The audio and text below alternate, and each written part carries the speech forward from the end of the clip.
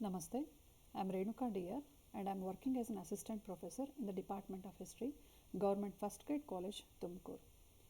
Today I am discussing the topic, the Quit India movement, and what are the causes and events of this Quit India movement. Dear students, as you know, the Quit India movement is one of the important movement, or it is one of the important part of the Indian national movement. So let us learn the causes and events of this movement.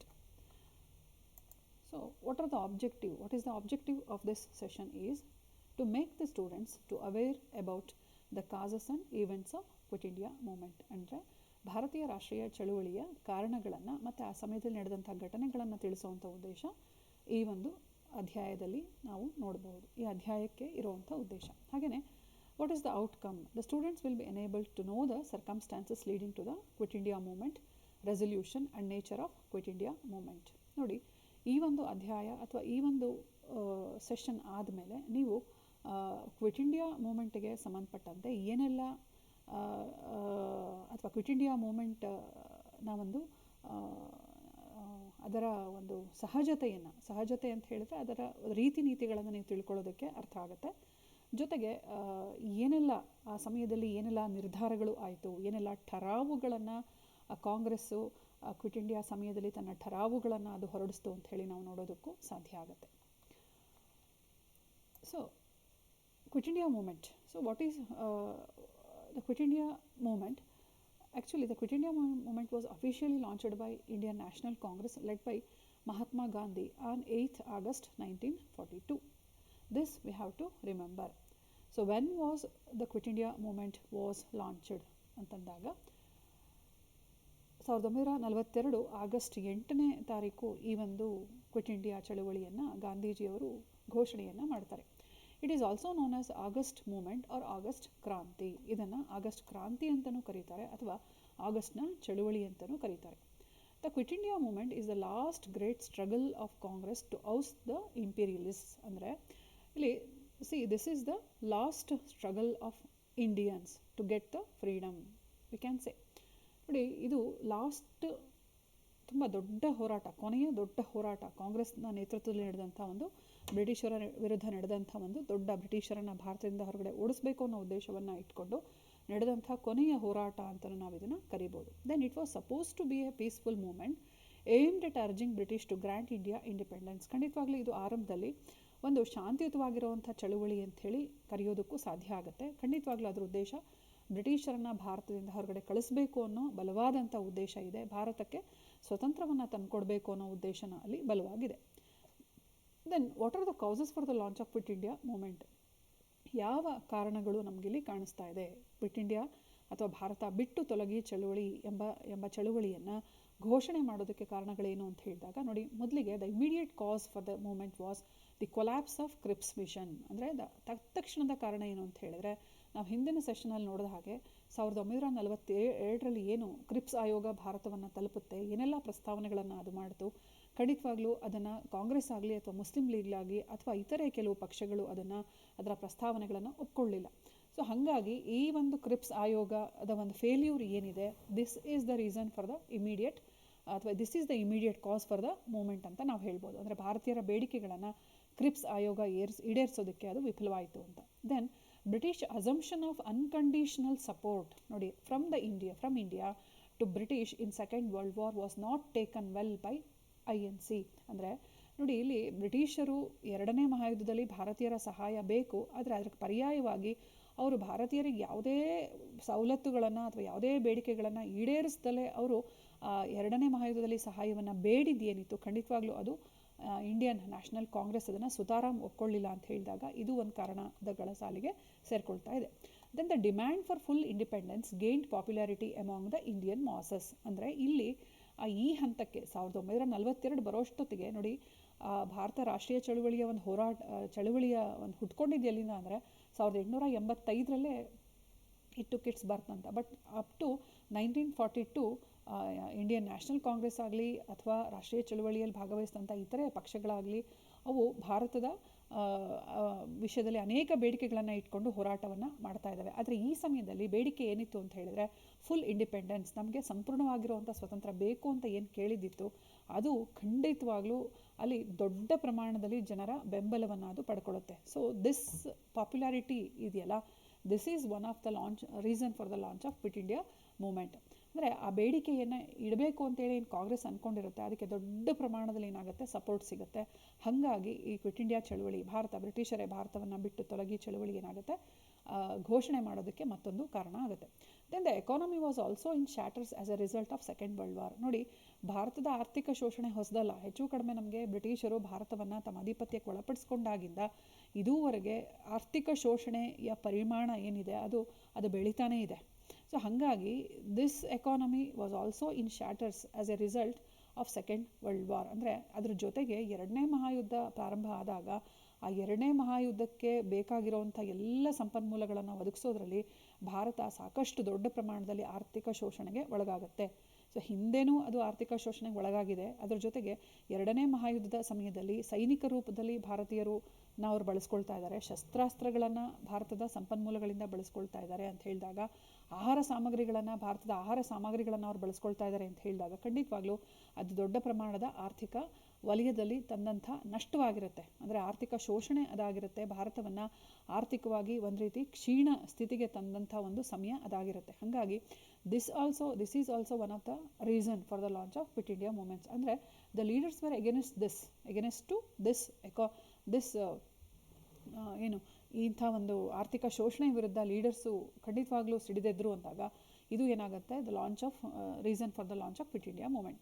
Then there were militant outbursts happening at several places in the country channelized with the quit India movement. ನೋಡಿ, ಈ ಸಮಯಕ್ಕಾಗಲೇ ಒಂದು ಕಡೆ ಭಾರತೀಯರಿಗೆ ಬೇಕಾಗಿರುವಂಥ ಯಾವುದೇ ಅವಕಾಶಗಳನ್ನು ಕೊಡದಲ್ಲೇ ಅಲ್ಲಿ unconditional support ಇಟ್ಕೊಂಡು, ಅಂದರೆ ಭಾರತೀಯರು ಯಾವುದೇ ಒಂದು ಬೇಡಿರೋವಂಥ ಬೇಡಿಕೆಗಳನ್ನು ಈಡೇರಿಸ್ದಲೇ ನಮಗೆ ಎರಡನೇ ಮಹಾಯುದ್ಧಕ್ಕೆ ಸಪೋರ್ಟ್ ಮಾಡಿ ಅಂಥೇಳಿ ಏನು ಕೇಳೋವಂಥ ಒಂದು ವ್ಯವಧಾನ ಬ್ರಿಟಿಷರಲ್ಲಿತ್ತು, ಅದು ಎಲ್ಲೋ ಒಂದು ಕಡೆ ಇಡೀ ಭಾರತದಲ್ಲಿ ಅನೇಕ ಕ್ರಾಂತಿಕಾರಕ ಚಟುವಟಿಕೆಗಳಿಗೆ ಕಾರಣ ಆಗಿರುತ್ತೆ. ಸೊ ಈ ಎಲ್ಲ ಕ್ರಾಂತಿಕಾರಕ ಚಟುವಟಿಕೆಗಳು ಏನಾಗ್ತವೆ, they are channelised with quit India movement ಅಂತ. ಅಂದರೆ ಇವರೆಲ್ಲರೂ ಆ ರಾಷ್ಟ್ರೀಯ ಚಳುವಳಿ ಏನು ಅಥವಾ ಭಾರತ ಬಿಟ್ಟು ತೊಲಗಿ ಚಳುವಳಿ ನಾವೇನು ಕರಿತಾ ಇದ್ವಿ, ಇದು ರಾಷ್ಟ್ರ ಮಟ್ಟದಲ್ಲಿ ನಡೆಯೋದಕ್ಕೆ ಏನಾಯಿತು, ಈ ಕ್ರಾಂತಿಗಳು ಏನಾಗ್ತವೆ, ಕ್ರಾಂತಿಕಾರಿಗಳಲ್ಲಿ ಅದರ ಜೊತೆ ಸೇರ್ಕೊಳ್ತಾರೆ. ಹಾಗಾಗಿ so it became one of the biggest struggle of Indian National Congress or biggest struggle of India against the British ಅಂತ ನಾವಲ್ಲಿ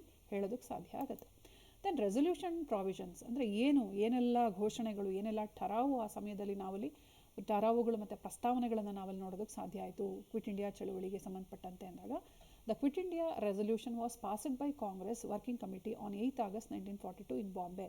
as you know that on 8th August 1942 in Bombay, ಅಂದರೆ ದ ಕಾಂಗ್ರೆಸ್ ಕಮಿಟಿ ಏನು ಮಾಡುತ್ತೆ, ಆ ದಿವಸ 8ನೇ ಆಗಸ್ಟು 1942 ಬಾಂಬೆಯಲ್ಲಿ ಈ ಕ್ವಿಟ್ ಇಂಡಿಯಾವನ್ನು ಚಳುವಳಿಯನ್ನು ಅವ್ರು ಏನು ಮಾಡ್ತಾರೆ, ಘೋಷಣೆಯನ್ನು ಮಾಡ್ತಾರೆ. ಕಾಂಗ್ರೆಸ್ ಕಾರ್ಯಕಾರಿ ಸಮಿತಿ ಅದನ್ನು ಘೋಷಣೆ ಮಾಡುತ್ತೆ. Gandhi was named as movement leader. So Gandhi was obviously he was Congress leader and also he was the movement leader.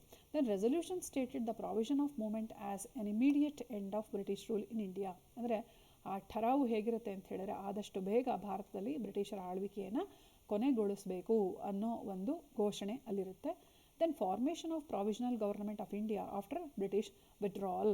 ಅಂದರೆ ಭಾರತದಿಂದ ಬ್ರಿಟಿಷರು ಹಿಂದೆ ಸರ್ಕೊಳ್ಬೇಕು, ನಮಗೆ ನಮ್ಮದೇ ಆದಂಥ ಒಂದು ಪ್ರಾಂತೀಯ ಸರ್ಕಾರವನ್ನು ನಮ್ಮದೇ ಆದಂಥ ಒಂದು ಸರ್ಕಾರವನ್ನು ರಚನೆ ಮಾಡ್ಕೊಳ್ಳುವಂಥ ಒಂದು ಪ್ರಯತ್ನ ನಾವು ಮಾಡಬೇಕು ಅನ್ನೋದು ಮತ್ತೊಂದು ಘೋಷಣೆ ಅಥವಾ ಅದು ಪ್ರಸ್ತಾವನೆ ಆಗಿರುತ್ತೆ. Then sanctioning the civil disobedience movement against the British rule. ಅಂದರೆ ಇಲ್ಲಿ ಬ್ರಿಟಿಷರು ಇದ್ದಾರೆ, ಈ ಬ್ರಿಟಿಷ್ ಆಡಳಿತದ ವಿರುದ್ಧ ನಾವೇನು ಮಾಡಬೇಕು, ಅಲ್ಲಿ ಕಾನೂನು ಭಂಗ ಚಳುವಳಿ, ಅಂದರೆ ನಾವು ಯಾವುದೇ ಆ ಸಿವಿಲ್ ಒಬಿಡಿಯನ್ಸ್, ಒಬ್ಬ ನಾಗರಿಕ ಏನೆಲ್ಲ ವಿಷಯಗಳನ್ನು, ಸರ್ಕಾರದ ವಿಷಯಗಳನ್ನು ಒಪ್ಕೊಂಡು ಹೋಗಬೇಕಾಗತ್ತೆ, ಅದರ ವಿರುದ್ಧವಾಗಿ ಏನು ಮಾಡಬೇಕಾಗತ್ತೆ, ನಾವು ಚಳುವಳಿಯನ್ನು ಮಾಡಬೇಕು. ಅದರ ವಿರುದ್ಧವಾಗಿ ಏನು ಮಾಡಬೇಕು, ಅದರ ವಿರುದ್ಧವಾಗಿ ಪ್ರತಿಭಟನೆಯನ್ನು ಮಾಡಬೇಕು ಅಂತ ಹೇಳಿದಾಗ ಅದನ್ನು ನಾವು ಸಿವಿಲ್ ಡಿಸ್ಒಬಿಡಿಯನ್ಸ್ ಮೂಮೆಂಟ್ ಅಂತ ಕರಿಬೋದು. ಕಾನೂನು ಭಂಗ ಚಳುವಳಿ ಅಂತ ನಾವು ಅದನ್ನು ಕರೆಯೋದಕ್ಕೆ ಸಾಧ್ಯ ಆಗುತ್ತೆ. ಅಂದರೆ ಸರ್ಕಾರದ ಯಾವುದೇ ರೂಲ್ಸು ರೆಗ್ಯುಲೇಷನ್ಸ್ ಏನಿದೆ ಅದು ಯಾವುದನ್ನು ನಾವು ಕೇಳಬಾರ್ದು, ಆ ಎಲ್ಲದರ ವಿರುದ್ಧ ಪ್ರತಿಭಟನೆಯನ್ನು ಮಾಡಬೇಕು ಅನ್ನೋ ನಿರ್ಧಾರ ನಮಗಿಲ್ಲಿ ಕಾಣಿಸ್ಕೊಳ್ತಾ ಇದೆ. Then Gandhi's instructions to various sections of public, ಅಂದರೆ ಗಾಂಧಿಯವರು ಏನೆಲ್ಲ ಸಲಹೆ ಸೂಚನೆಗಳನ್ನು ಕೊಟ್ಟರು, ಆ ಒಂದು ಸಾರ್ವಜನಿಕ ವಲಯದಲ್ಲಿ ಇರೋರಿಗೆ ಏನೆಲ್ಲ ಕೆಲವು ಇನ್ಸ್ಟ್ರಕ್ಷನ್ಸ್ ಅಂತ ಹೇಳಿದ್ರೆ ಏನೆಲ್ಲ ಸೂಚನೆಗಳನ್ನು ಕೊಟ್ಟರು ಅಂತ ನಾವು ಹೇಳ್ಬೋದು. ನೋಡಿ, ಫಸ್ಟ್ ದ ಗವರ್ನಮೆಂಟ್ ಸರ್ವೆಂಟ್ಸ್ ಅಂತ ಹೇಳಿದಾಗ, do not resign to job but proclaim loyalty to Indian National Congress. ನಿಮ್ಮ ಕೆಲಸಗಳಿಗೆ ನೀವು ರಾಜೀನಾಮೆಯನ್ನು ಕೊಡೋದು ಬೇಡ, ಆದರೆ ರಾಷ್ಟ್ರೀಯ ಕಾಂಗ್ರೆಸ್ಗೆ ನೀವೇನು ಮಾಡಬೇಕಾಗತ್ತೆ, ಅದಕ್ಕೆ ಲಾಯಲ್ ಆಗಿರಿ, ಅದರಲ್ಲಿ ನಂಬಿಕೆ ಇಡಿ, ಅದು ಹೇಳ್ದಂಗೆ ಅದಕ್ಕೆ ಒಪ್ಕೊಳ್ಳಿ, ಅದು ಹೇಳ್ದಂಗೆ ಕೇಳುವಂಥ ಒಂದು ವ್ಯವಧಾನವನ್ನು ಇಟ್ಕೊಳ್ಳಿ ಅಂತ ಅವ್ರು ಹೇಳ್ತಾ ಇದ್ದಾರೆ. ಯಾರಿಗೆ? ಸರ್ಕಾರ ವಲಯದಲ್ಲಿ ಕೆಲಸ ಮಾಡುವಂಥ ಸರ್ಕಾರಿ ನೌಕರರಿಗೆ. ದೆನ್ ಸೋಲ್ಜರ್ಸಿಗೆ, ಸೈನಿಕರಿಗೆ ಏನು ಹೇಳ್ತಾರೆ ಅಂದರೆ, be with the army but refrain from firing on compatriots ಅಂತಂದರೆ, ನೋಡಿ ಇಲ್ಲಿ ನೀವು ಬ್ರಿಟಿಷ್ ಆರ್ಮಿ ಜೊತೆ ಇರಿ, ಆದರೆ ಬ್ರಿಟಿಷ್ ಆರ್ಮಿ ಇದೆ, ಅದರ ಜೊತೆ ಭಾರತೀಯ ಸೈನಿಕರು ಏನಿದ್ದಾರೆ ಇರಿ, ನೀವು ಅದರ ಜೊತೆಗೆ ಇರಿ, ಆದರೆ ಯಾರು ರಾಷ್ಟ್ರಕ್ಕಾಗಿ ಹೋರಾಟ ಮಾಡ್ತಾ ಇರುವಂಥ ದೇಶ ಪ್ರಿಯತೆ ಇಟ್ಕೊಂಡು ಹೋರಾಟವನ್ನು ಮಾಡ್ತಾ ಇದ್ದಾರೆ, ದೇಶಕ್ಕಾಗಿ ಹೋರಾಟವನ್ನು ಮಾಡ್ತಾ ಇದ್ದಾರೆ, ಪೇಟ್ರಿಯಾಟ್ಸ್ ಅಂತ ನಾವು ಕರಿಬೋದು, ಅವ್ರ ಮೇಲೆ ನೀವು ಯಾವುದೇ ಕಾರಣಕ್ಕೂ ಗುಂಡುಗಳನ್ನು ಹಾರಿಸಬೇಡಿ. ಆದೇಶ ಕೊಡ್ಬೋದು, ಸರ್ಕಾರ ಆದೇಶವನ್ನು ಕೊಡ್ಬೋದು, ಆದರೆ ಯಾವುದೇ ಕಾರಣಕ್ಕೂ ಅವ್ರ ಮೇಲೆ ಗುಂಡುಗಳನ್ನು ಹಾರಿಸಬೇಡಿ ಅಂತ ಅವ್ರು ಹೇಳ್ತಾರೆ. Then what are the instructions for the peasants ಅಂತ ನೋಡಿದಾಗ, ರೈತರಿಗೆ ಏನು ಸಲಹೆಯನ್ನು ಕೊಡ್ತಾ ಇದ್ದಾರೆ ಅಂದರೆ, pay the agreed upon rent if landlord is anti government if not no. ಅಂದರೆ ನೀವು ಅಲ್ಲಿ ಇದು ಕೊಡಿ, ಏನು ಹೇಳಿ, ಟ್ಯಾಕ್ಸನ್ನು ನೀವೇನು ಕೊಡ್ತಾ ಇದ್ದೀರಾ, ಯಾರಿಗೆ ಲ್ಯಾಂಡ್ ಲಾರ್ಡ್ಸ್ಗೆ ಏನು ಟ್ಯಾಕ್ಸನ್ನು ಕೊಡ್ತಾ ಇದ್ದೀರಾ ಕೊಡಿ, ಆದರೆ ಯಾವಾಗ ಕೊಡಿ ಅಂತ ಹೇಳಿದ್ರೆ, ಆ ಜಮೀನ್ದಾರ ಏನಿದ್ದಾನೆ ಅವನು ಸರ್ಕಾರಕ್ಕೆ ವಿರುದ್ಧವಾಗಿದ್ದರೆ ಕೊಡಿ, ಅವನು ಸರ್ಕಾರದ ಪರವಾಗಿದ್ದಾನೆ ಅಂತ ಹೇಳಿದ್ರೆ ಖಂಡಿತವಾಗ್ಲೂ ಅದನ್ನು ನೀವು ಕೊಡಬೇಡಿ ಅಂತ ಅವ್ರು ಹೇಳ್ತಾ ಇದ್ದಾರೆ. Then what is the instructions for the students ಅಂತ ಹೇಳಿದಾಗ, students can leave studies if they are confident. ಅಂದರೆ ರಾಷ್ಟ್ರೀಯ ಕಾಂಗ್ರೆಸ್ನಲ್ಲಿ ಅಥವಾ ರಾಷ್ಟ್ರೀಯ ಚಳುವಳಿಯಲ್ಲಿ ಖಂಡಿತವಾಗ್ಲೂ ವಿದ್ಯಾರ್ಥಿಗಳಿಗೆ ವಿಶ್ವಾಸ ಇತ್ತು ಅಂತ ಹೇಳಿದರೆ ಅವ್ರೇನು ಮಾಡಬೇಕು, ಅವರು ಶಾಲೆಗಳನ್ನು ಬಿಟ್ಟು ಹೊರಗಡೆ ಬರಬಹುದು. ಕಾನ್ಫಿಡೆಂಟ್ ಅಂದರೆ ಇನ್ನೇನಿಲ್ಲ, ಭಾರತ ಸ್ವತಂತ್ರವನ್ನು ಪಡ್ಕೊಳ್ಳೋದ್ರಲ್ಲಿ ನಮ್ಮ ಹೋರಾಟ ಸಫಲವಾಗುತ್ತೆ ಅನ್ನೋ ವಿಶ್ವಾಸ ನಿಮಗಿತ್ತು ಅಂತ ಹೇಳಿದ್ರೆ ಖಂಡಿತವಾಗ್ಲೂ ನೀವೇನು ಮಾಡಿ, ಆ ಶಾಲಾ ಕಾಲೇಜುಗಳನ್ನು ತೊರೆದು ಹೊರಗಡೆ ಬನ್ನಿ ಅಂತ ಹೇಳ್ತಾ ಇದ್ದಾರೆ. ದೆನ್ ಪ್ರಿನ್ಸಸ್, ಯಾರು ದೇಶೀಯ ಸಂಸ್ಥಾನಗಳಲ್ಲಿರುವಂಥ ದೇಶೀಯ ಅರಸರಿಗೆ ಇವ್ರು ಏನು ಹೇಳ್ತಾ ಇದ್ದಾರೆ ಅಂದರೆ, support the people and accept the sovereign of them. ಅಂದರೆ ನಿಮ್ಮ ದೇಶೀಯ ಸಂಸ್ಥಾನಗಳ ಒಡೆತನವನ್ನು ನೀವು ಏನು ಮಾಡಿ ಬಿಟ್ಬಿಡಿ, ಅಂದರೆ ಸಪೋರ್ಟ್ ಪೀಪಲ್, ಜನಕ್ಕೆ ನೀವು ಏನು ಮಾಡಿ ಬೆಂಬಲವನ್ನು ಕೊಡಿ. ಪ್ರಜಾಸತ್ತಾತ್ಮಕ ಹೋರಾಟ ಇದು, ಪ್ರಜಾಪ್ರಭುತ್ವ ರಚನೆಗೆ ಆಗ್ತಾ ಇರೋವಂಥ ಹೋರಾಟ ಅಂತ ಹೇಳಿದಾಗ ನೀವು ಅದನ್ನು ಒಪ್ಕೊಳ್ಳಿ, ಪ್ರಜೆಗಳ ಸಾರ್ವಭೌಮತ್ವವನ್ನು ಒಪ್ಕೊಳ್ಳಿ ಅಂತ ಅವ್ರು ಏನು ಮಾಡ್ತಾ ಇದ್ದಾರೆ, ಇನ್ಸ್ಟ್ರಕ್ಷನ್ಸನ್ನು ಕೊಡ್ತಾ ಇದ್ದಾರೆ. Then this movement took place in 3 phases. Then the first phase of the movement, what happened ಅಂತ ಅಂದರೆ, ಫಸ್ಟ್ ಫೇಸಲ್ಲಿ ಮೊದಲನೇ ಹಂತದಲ್ಲಿ ಏನೆಲ್ಲ ಆಯಿತು ಅಂತ ನಾವು ನೋಡೋದಾದರೆ, ನೋಡಿ, urban revolt marked by strikes, boycott and picketing. ನೋಡಿ, ಈ ಅರ್ಬನ್ ರಿವೋಲ್ಟ್ ಅಂತ ಹೇಳಿದರೆ ಮೊದಲು ನಗರಗಳಲ್ಲಿ ಏನಾಗುತ್ತೆ, ಇಲ್ಲಿ ಈ ಒಂದು ಚಳುವಳಿ ಮೊದಲು ತನ್ನ ಅಸ್ತಿತ್ವವನ್ನು ಪಡ್ಕೊಳ್ಳುತ್ತೆ, ಅಲ್ಲಿ ಸ್ಟ್ರೈಕ್ಸ್ ಆಗುತ್ತೆ, ಬಾಯ್ಕಾಟ್ ಆಗುತ್ತೆ ಮತ್ತು ಪಿಕೆಟಿಂಗ್ ಆಗುತ್ತೆ. ಅಂದರೆ ಇಲ್ಲಿ ಸ್ಟ್ರೈಕ್ಸ್ ಅಂತ ಹೇಳಿದರೆ ಹರ್ತಾಳಗಳನ್ನು ಮಾಡ್ತಾರೆ, ಅಂದರೆ ಬ್ರಿಟಿಷರ ಆಡಳಿತ ನಮಗೆ ಬೇಡ, ನೀವು ಭಾರತವನ್ನು ಬಿಟ್ಟು ಹೊರಡಿ ಅಂಥೇಳಿ ಅಲ್ಲಲ್ಲೇನಾಗುತ್ತೆ, ಹಡತಾಳಗಳನ್ನು ಮಾಡ್ತಾರೆ. ಬಾಯ್ಕಾಟ್, ಸೊ ಬಾಯ್ಕಾಟ್ ಅಂತ ಹೇಳಿದ್ರೆ ನೋಡಿ, ಸ್ವದೇಶಿ ವಸ್ತುಗಳನ್ನು ಒಪ್ಕೊಳ್ಳೋದು, ವಿದೇಶಿ ವಸ್ತುಗಳನ್ನು ಬಹಿಷ್ಕರಿಸೋದು ಅಂತ ಹೇಳಿದಾಗ ಅಲ್ಲಿ ಮತ್ತೊಮ್ಮೆ ಇಲ್ಲಿ ಸ್ವದೇಶಿ ಚಳುವಳಿ ಯಾವ ಥರ ನಡೆಯುತ್ತೆ, ಸ್ವದೇಶಿ ವಸ್ತುಗಳನ್ನು ಅವರು ಬಳಸ್ಕೊಂಡು ವಿದೇಶಿ ವಸ್ತುಗಳನ್ನು ಯಾವ ರೀತಿ ಬಾಯ್ಕಾಟ್ ಮಾಡ್ತಾರೆ, ಆ ಒಂದು ಪ್ರಕ್ರಿಯೆ ನಮಗೆ ಇಲ್ಲೂ ಕಂಡುಬರ್ತಾ ಹೋಗುತ್ತೆ. ಹಾಗೆ ಪಿಕೆಟಿಂಗ್ ಅಂದರೆ ಯಾವುದೇ ಒಂದು ಮದ್ಯದಂಗಡಿಗಳಿದ್ದಾವೆ ಅಂತ ಹೇಳಿದಾಗ ಅದನ್ನು ಮುಚ್ಚಬೇಕು ಅಂಥೇಳಿ ಅಲ್ಲಿ ನಿಂತ್ಕೊಂಡು ಹೋರಾಟವನ್ನು ಮಾಡೋದು, ಅದರ ವಿರುದ್ಧ ಪ್ರತಿಭಟನೆಯನ್ನು ವ್ಯಕ್ತಪಡಿಸೋದು, ಈ ರೀತಿ ಆ್ಯಕ್ಟಿವಿಟೀಸನ್ನು ನಾವು ಪಿಕೆಟಿಂಗ್ ಅಂತ ಹೇಳಿ ಕರಿತೀವಿ. ಸೊ ಈ ಥರ ಪಿಕೆಟಿಂಗ್ಗಳು ನಮಗೇನಾಗುತ್ತೆ, ಸಾಮಾನ್ಯವಾಗಿ ನಗರ ಭಾಗಗಳಲ್ಲಿ ಸಹಜವಾಗಿರುತ್ತೆ.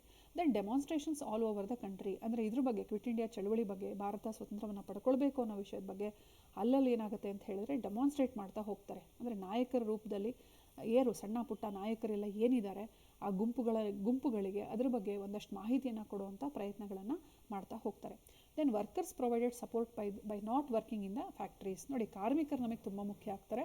ಸೊ ಕಾರ್ಮಿಕರು ಅವರ ಒಂದು ಕಾರ್ಖಾನೆಗಳಿಂದ, ಆ ಕಾರ್ಖಾನೆಗಳಲ್ಲಿ ಕೆಲಸ ಮಾಡ್ದಲೇ ಅವ್ರು ಏನು ಮಾಡ್ತಾರೆ, ಅಲ್ಲಿಂದ ಹೊರಗಡೆ ಬರ್ತಾರೆ. ಸಾಮಾನ್ಯವಾಗಿ ನಗರಗಳಲ್ಲಿ ಕಾರ್ಖಾನೆ ಇರುತ್ತೆ ಅಂತ ಹೇಳಿದ್ರೆ ನಾವಲ್ಲಿ ಕೆಲಸಗಳನ್ನು ಮಾಡಲ್ಲ. ನೋಡಿ, ಸಿವಿಲ್ ಡಿಸೊಬೀಡಿಯನ್ಸ್ ಅಂದರೆ ಇದೆ, ನಾವು ಆ ಕಾರ್ಖಾನೆಗಳಲ್ಲಿ ಕೆಲಸ ಮಾಡಲ್ಲ ಅಂತ ಹೇಳಿ ಅವ್ರು ಏನು ಮಾಡ್ತಾರೆ, ಹೊರಗಡೆ ಬರ್ತಾರೆ. Then what is the effect in the first movement ಅಂತ ಹೇಳಿ, first phase of the movement ಅಂದಾಗ, Gandhiji soon imprisoned at Aga Khan palace in Poona and almost all leaders were arrested. ನೋಡಿ, ಗಾಂಧೀಜಿಯವರನ್ನು ತಕ್ಷಣ ಬಂಧನಕ್ಕೆ ಒಳಪಡಿಸ್ತಾರೆ. ಆಗಾ ಖಾನ್ ಪ್ಯಾಲೇಸಲ್ಲಿ, ಪೂನಾದ ಆಗಾ ಖಾನ್ ಅರಮನೆಯಲ್ಲಿ ಅವರನ್ನು ಅರೆಸ್ಟ್ ಮಾಡಿ ಬಂಧನದಲ್ಲಿ ಇಡ್ತಾರೆ. ಅದ್ರ ಜೊತೆಗೆ ನೆಹರೂರವರಾಗಿರ್ಬೋದು, ಇತರೆ ನಾಯಕರನ್ನು ಅವ್ರು ಏನು ಮಾಡ್ತಾರೆ, ನೆಹರು ಹಾಗೆಯೇ ಅನೇಕ ನಾಯಕರನ್ನು ಅಲ್ಲಿ ಅವರು ಬಂಧನಕ್ಕೆ ಒಳಪಡಿಸುವಂಥ ಪ್ರಯತ್ನ ಆಗುತ್ತೆ. Then it was quickly suppressed in a brutal way by Britishers. ನೋಡಿ, ಇದನ್ನು ಬಹಳ ಬ್ರಿಟಿಷರು ಏನು ಮಾಡ್ತಾರೆ, ದಮನಕಾರಿ ನೀತಿಗಳನ್ನು ಅನುಸರಿಸಿ ಏನು ಮಾಡ್ತಾರೆ, ಈ ಒಂದು first phase of the movement ಅಂತ ನಾವೇನು ಕರೀತಾ ಇದ್ವಿ, ಈ ಸಮಯದಲ್ಲಿ ಈ ತನ್ನ ಚಳುವಳಿಯನ್ನು ದಮನಕಾರಿ ನೀತಿಯನ್ನು ಅನುಸರಿಸಿ ಬ್ರಿಟಿಷರು ಏನು ಮಾಡ್ತಾರೆ, ಅದನ್ನು ಹತ್ತಿಕ್ತಾರೆ. Then if you see the second phase of the movement, the focus was shifted to countryside. ಅಂದರೆ ಹಳ್ಳಿ ಕಡೆ ಏನಾಗುತ್ತೆ, ಈ ಒಂದು ಚಳುವಳಿ ತನ್ನ ಒಂದು ಅಸ್ತಿತ್ವವನ್ನು ಕಂಡುಕೊಳ್ಳುತ್ತೆ. ಸೊ ಇಲ್ಲಿ the peasant rebellion marked by destruction of communication system, attacks on government buildings, attacks on other visible symbols of colonial authorities ಅಂತ ಹೇಳಿದಾಗ ಇಲ್ಲಿ ಏನಾಗುತ್ತೆ, ರೈತರು ವಿಶೇಷವಾಗಿ ದೊಡ್ಡ ಪ್ರಮಾಣದಲ್ಲಿ ದಂಗೆಯಲ್ಲಿ ತೊಡಗ್ತಾರೆ. ಸೊ ಇವರೇನು ಮಾಡ್ತಾರೆ, ಟೆಲಿಗ್ರಾಫ್ ತಂತಿಗಳನ್ನು ಕಿತ್ತಾಕ್ತಾರೆ, ರೈಲ್ವೆ ಹಳಿಗಳನ್ನು ಕಿತ್ತಾಕ್ತಾರೆ, ಆಮೇಲೆ ಸರ್ಕಾರಿ ಕಟ್ಟಡಗಳು ಏನಿರ್ತವೆ ಆ ಕಟ್ಟಡಗಳ ಮೇಲೆ ಅಟ್ಯಾಕ್ ಮಾಡ್ತಾರೆ. ಹಾಗೆಯೇ ಅನೇಕ ಸರ್ಕಾರದ ಆಸ್ತಿಪಾಸ್ತಿಗಳನ್ನು ನಷ್ಟ ಮಾಡುವಂಥ ಪ್ರಯತ್ನ ನಮಗೆ ಎರಡನೇ ಹಂತದಲ್ಲಿ ಕಂಡುಬರುವಂಥ ಘಟನೆಗಳಾಗಿದ್ದಾವೆ. ಇನ್ನು what is the events that are seen in the last phase of the movement ಅಂತ ಹೇಳಿದಾಗ, ದ ಮೂಮೆಂಟ್ ಲಾಸ್ಟೆಡ್ ಟಿಲ್ 1944. ನೋಡಿ, 1942ರಲ್ಲಿ ಪ್ರಾರಂಭ ಆದಂಥ ಚಳುವಳಿ 1944ರವರೆಗೆ ನಾವು ಅದನ್ನು ಗುರುತಿಸೋದಕ್ಕೆ ಸಾಧ್ಯ ಆಗುತ್ತೆ. ಅಲ್ಲಿವರೆಗೆ ಅದು ಅಸ್ತಿತ್ವವನ್ನು ಕಂಡುಕೊಳ್ಳುತ್ತೆ.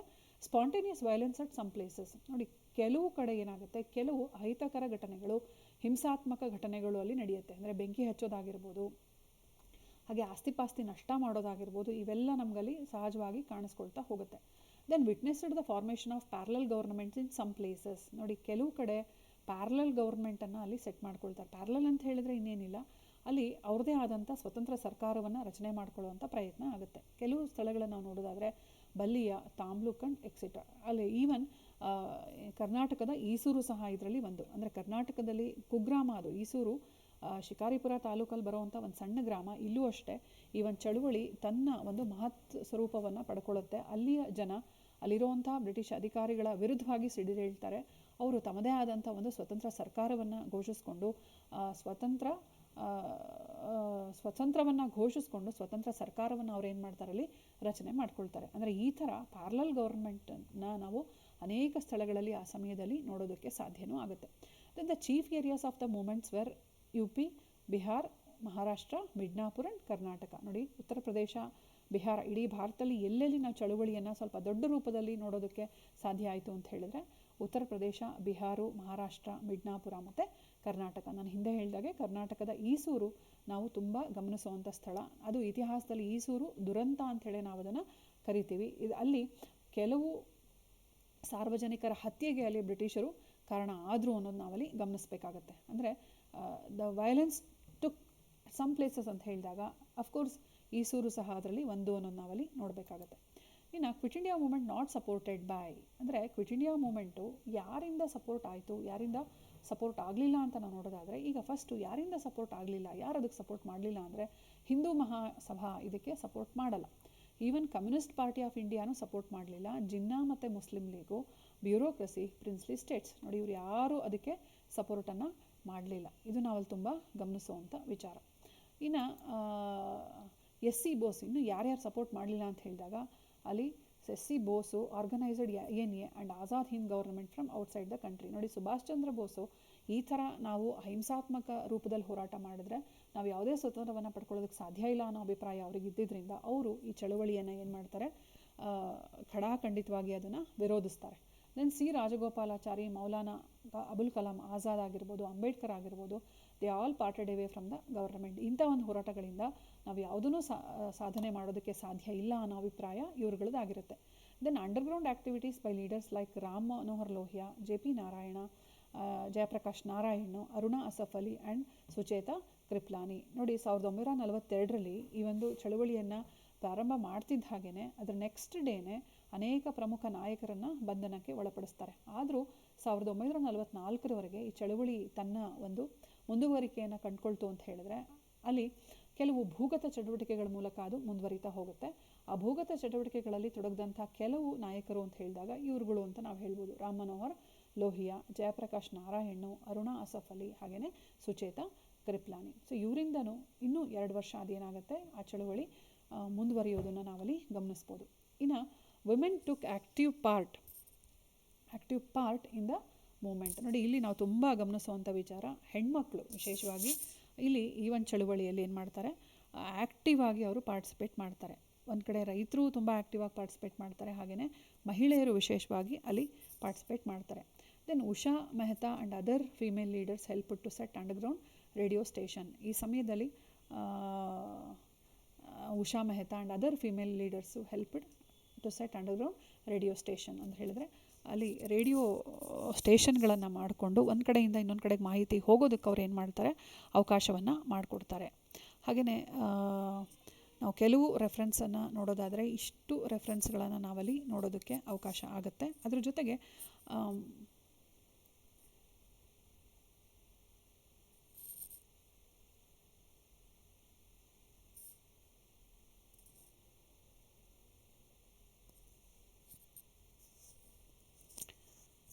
ಸೊ ಹಾಗೆ ರೆಫರೆನ್ಸನ್ನು ನಾವು ನೋಡಿದಾಗ ಇಷ್ಟೆಲ್ಲ ನಮಗೆ ರೆಫರೆನ್ಸ್ಗಳು ನಮಗಲ್ಲಿ ಕಾಣಿಸ್ತಾ ಹೋಗುತ್ತೆ. ವಿದ್ಯಾರ್ಥಿಗಳು ಇನ್ನಷ್ಟು ಸೋರ್ಸಸನ್ನು ನೋಡಿಕೊಂಡು, ಇನ್ನಷ್ಟು ರೆಫರೆನ್ಸನ್ನು ಮಾಡಿಕೊಂಡು ನೀವು ಇನ್ನೂ ಹೆಚ್ಚಿನ ವಿಷಯಗಳನ್ನು ಕಲೆಕ್ಟ್ ಮಾಡಿ ಮಾಡೋವಂಥ ಒಂದು ಪ್ರಯತ್ನಗಳನ್ನು ಮಾಡಬೇಕಾಗತ್ತೆ. ಸೊ ಇಲ್ಲಿಗೆ ಭಾರತ ರಾಷ್ಟ್ರೀಯ ಚಳುವಳಿಯಲ್ಲಿ ತುಂಬ ಮಹತ್ವದ ಪಾತ್ರನ ವಹಿಸಿದಂಥ ಒಂದು ಘಟನೆ ಯಾವುದು ಅಂತ ಹೇಳಿದ್ರೆ ಕ್ವಿಟ್ ಇಂಡಿಯಾ ಚಳುವಳಿ. ಇದಕ್ಕೆ ಸಂಬಂಧಪಟ್ಟಂತೆ ನಾವು ಕಾರಣಗಳು ಮತ್ತು ಆ ಸಮಯದಲ್ಲಿ ನಡೆದಂಥ ಘಟನೆಗಳನ್ನು ನಾವು ನೋಡುವಂಥ ಪ್ರಯತ್ನ ಆಯಿತು. ಸೊ ಇಲ್ಲಿಗೆ ನಾನು ಈ ಸೆಷನನ್ನು ಮುಗಿಸ್ತಾ ಇದ್ದೀನಿ. Thank you.